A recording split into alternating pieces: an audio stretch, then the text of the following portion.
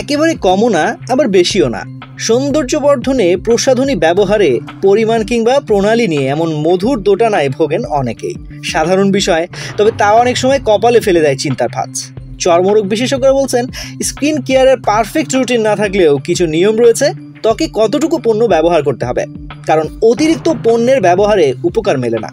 অনেক সময় তা ত্বকের ক্ষতির কারণ হয়ে থাকে।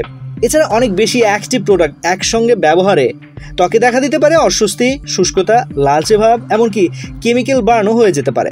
আর প্রয়োজনের তুলনায় পণ্যের কম ব্যবহারে যে কার্যকারিতার ঘাটতি হয় তার বড় প্রমাণ সানস্ক্রিন। পর্যাপ্ত পরিমাণে না মাখলেই বিপদ। ক্লিনজার সাধারণত দুই ধরনের, একটি মেকআপ রিমুভ করে দেয়, অন্যটি যেটা মেকআপ তুলতে কার্যকর নয়।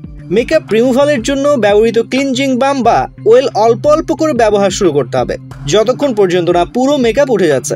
আর ডাবল ক্লিনজিং সিস্টেমের ক্ষেত্রে এরপরে জেল বা ফোমিং ক্লিনজার ব্যবহার করাই নিয়ম।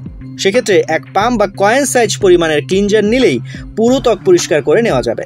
সঠিক পরিমাণে ব্যবহারে 200 মিলির বোতল ক্লিনজার টিকবে 4 থেকে 5 মাস পর্যন্ত।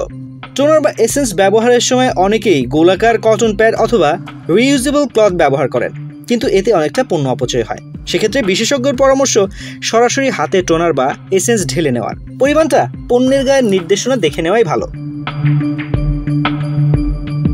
ত্বকে টোনার যদি ভেজা অবস্থায় থাকে তাহলে অল্প সেরাম নিলেই চলবে, তবে ফর্মুলেশনের ভিন্নতা থাকায় অনেক সময় হেরফের হতে পারে পরিমাণে। রেটিনাল সাধারণত পি সাইজ পরিমাণে হলেই চলে, আর ড্রপার ফর্মে থাকা সেরামগুলোর 5 থেকে 10 ফোঁটা যথেষ্ট। ত্বকের এই অংশ বেশ স্পর্শকাতর হওয়ায় less is more theory best. এক্ষেত্রে পি সাইজ পরিমাণ আই ক্রিম যথেষ্ট দুটি চোখের জন্য। শুধু চোখের নিচের অংশে নয়, মেখে নিতে হবে ওপর এবং চারপাশ জুড়ে তর্জনী আঙুল ব্যবহার করে।